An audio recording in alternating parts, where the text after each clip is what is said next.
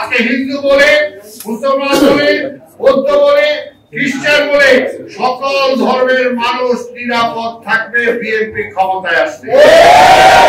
একদিকে বলতেছেন বিএনপি জনপ্রিয়তা কমে গেছে, আবার আরেকদিকে ভোটে যাইতে ভয় পান হাসিনার মতো।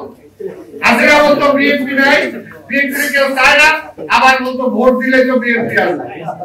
এখনো তাই হেরা বলে বিএনপি এই করছে, চাঁদাবাজি এইটা করছে, ওইটা করছে, বিএনপি পাবলিক চায় না, আবার বিএনপির ভয়ে ভোটটাও দেয়।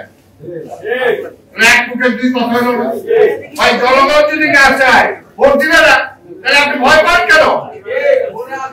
হ্যাঁ, কারণটা হলো যে জানে এই দেশটাকে রক্ষা করতে পারে। কারণ আজকে এই দেশে আজকে হিন্দু বলে, মুসলমান বলে, বৌদ্ধ বলে, খ্রিস্টান বলে সকল ধর্মের মানুষ নিরাপদ থাকবে বিএনপি ক্ষমতায় আসবে। ঠিক তেমনি ভাবে আজকে পাহাড়ি বলি, চাকমা বলি, বাঙালি বলি সকল মানুষ নিরাপদ থাকবে বিএনপি ক্ষমতায় আসবে।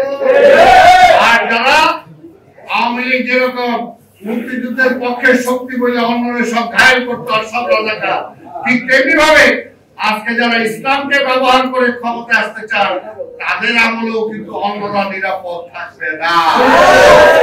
যতই আপনি হিন্দুদের কাছে যান, কোন লোকজন আপনাদেরকে বিশ্বাস করে না, করবে না। বিএনপির একটা অতীত আছে এবং অতীতটা গৌরবোজ্জ্বল অতীত, যেটা আমরা বলতে পারি যে বিএনপির নেতা শহীদ রাষ্ট্রপতি জিয়া রহমান স্বাধীনতার ঘোষণা দিয়েছে। আর আপনাদের কি আছে স্বাধীনতার সময়? আমি বলতে চাই না। স্বাধীনতার সময় ৭১-এর স্বাধীনতা কি ভূমিকা ছিল, কি বলবেন? আওয়ামী লীগের পুনর্বাসিত করার ব্যাপারে কার ভূমিকা ছিল? বিএনপির কোন ভূমিকা ছিল? ৮৬ সালে, তাই না? সেইটা ৮৬ সালে। ঠিক তেমনি ভাবে বিএনপি এই দেশে প্রত্যেকটা ভালো কাজের সাথে জড়িত, প্রত্যেকটা ভালো কাজের সাথে জড়িত। বিএনপি গর্ব করে বলতে পারে, যেটা অন্য কোনো দল বলতে পারবে না। আওয়ামী লীগও বলতে পারে নাই, জামাত কেন অন্য কোনো দলও বলতে পারবে না যে আমার অতীতে ভালো। যার অতীত রেকর্ড ভালো সে ভবিষ্যতেও ভালো করবে। কথা ঠিক কিনা? তারা বিএনপি আর আওয়ামী লীগকে মিলাইতে চায়। বিএনপি আর আওয়ামী লীগ এক না। যেখানে আওয়ামী লীগ ব্যর্থ হয়েছে সেখানে বিএনপি সার্থক হয়েছে। দেশ পরিচালনায় আওয়ামী লীগ ব্যর্থ হয়েছে, দেশ পরিচালনায় বিএনপি সার্থক হয়েছে।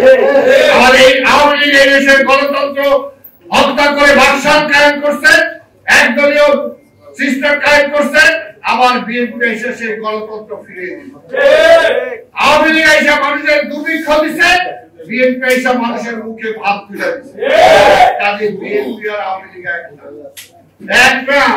বিএনপি এই দেশের ৭টা দল যে দেশটাকে গড়ে তুলতে পারে, এই কারণে তারা বিএনপি কে ভয় পায়।